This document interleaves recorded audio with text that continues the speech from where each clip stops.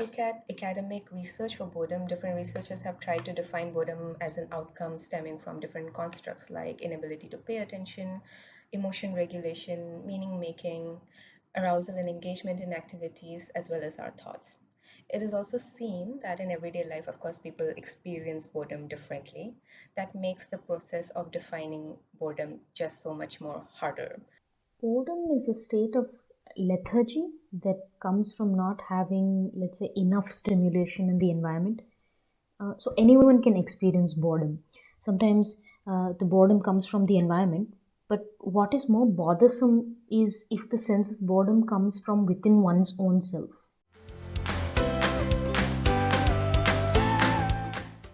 Boredom may occur when we feel like we aren't challenged enough, or if our energy isn't channeled in a way that we feel like there is something meaningful.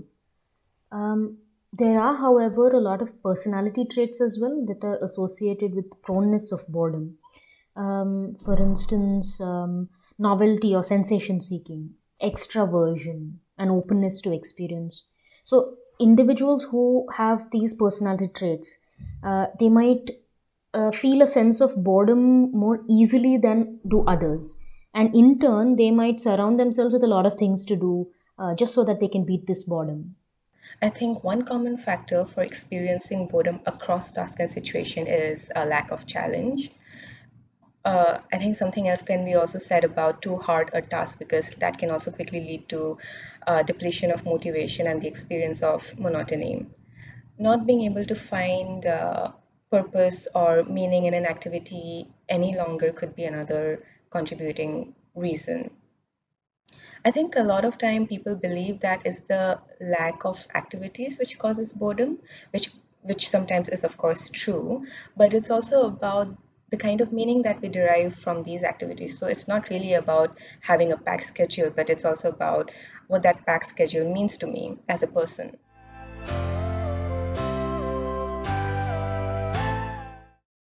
An increasingly researched construct called proneness to boredom makes association between the presence of certain personality traits in individuals, for example, neuroticism, extroversion, novelty seeking, and the presence of these traits have been found. It has been found that they contribute to certain individuals experiencing boredom far more frequently than others. It can be both a state and a trait. So, state boredom comes from an activity like, let's say, opening and closing the lid of a bottle over and over again. That's super boring. And then there's trait boredom. Now, this is not about the activity, but it's about a sense of boredom that comes from within. So, as I said before, the latter is more serious because it can last longer and across all activities or most activities, and it can leave the individual in this prolonged state of weariness.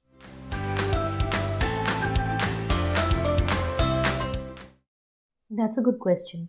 Oftentimes, we think that the state of boredom is something of a disadvantage, and the state of boredom itself is, well, boring. I agree. But I think it's important to highlight that used well, it can be a good thing, right? I'd like to think of it as a catalyst for change.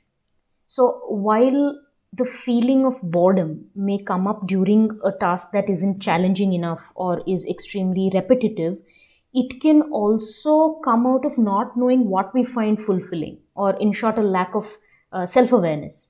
So then, this state of boredom can pave the way for self reflection, which of course is always welcome. An argument can be made in favor for this, given that we experience boredom as often aversive and unpleasant, and they do tend to have impact on our emotional state, our thought processes, our actions and behaviors, and of course our physiological mechanisms.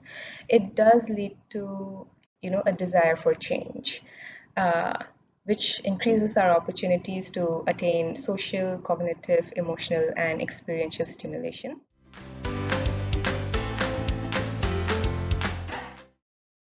Since boredom can either stem from an internal or an external source, I'd like to answer this question in two ways. So, for externally sourced boredom, I think mindfulness as a strategy can help. So let's say that somebody finds doing the dishes boring. Turning this activity into a mindful activity and observing one's own self during the activity can help engage the individual in an otherwise boring task.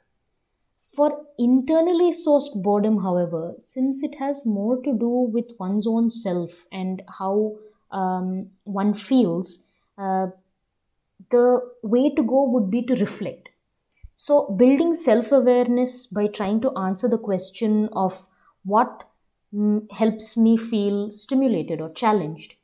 And one way to do this is to try different experiences, and at the end of each of these experiences, try to take time to critically evaluate how it felt, and which of these activities or experiences best engaged me. I think chunking and breaking down, taking frequent breaks can definitely help. When the task or situation itself is unavoidable, strategies which are geared towards internal mechanisms like, attentional processes or regulating a particular emotional state, that can be more helpful. And I think something that helps with that is mindfulness exercises like grounding techniques and meditative techniques. So we do hope that you have found this video helpful. Please look at our description below to access more helpful resources on this topic. Thank you.